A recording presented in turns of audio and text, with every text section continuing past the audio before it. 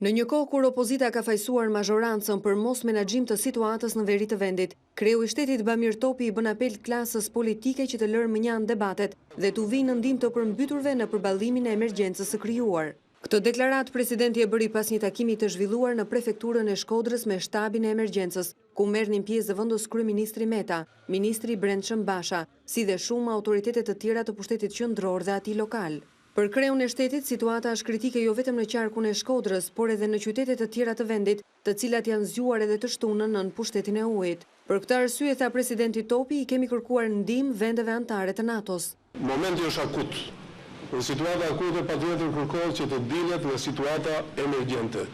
Unë i thirrë të gjithë pa përshtim që këtë situata të jenë të gjithë bashkë, të mos hapin debate të panevojshme. Pastaj debati ka vendin e vet, por ky është moment që duhet kaluar dhe jam i bindur që institucionet të gjitha janë në kohë. Ne jemi vendi i NATO-s, ndihma parë kërkohet nga vendet aleate, por kërkojmë ndihmë kryesisht në çështjen e transportit, i cili është bërë më i nevojshëm se kurrë. Kreu i shtetit ka inspektuar më nga afër situatën në hecin e Vau të Dejas, atje ku edhe bëhen shkarkimet që prej disa ditësh, ndërsa deklaroi se situata po mbahet nën kontroll. Presidenti shtoi se për një përballim sa më të mirë të saj, priten dhe ndihma nga Turqia. Duke u nisur nga numri i madh i shkarkimeve si pasojë e prurjeve në Lumej, kreu i shtetit bëri apel për bashkëpunim nga ana e qytetarëve me forcat e ushtrisë për përballimin e situatës. Kjo situatë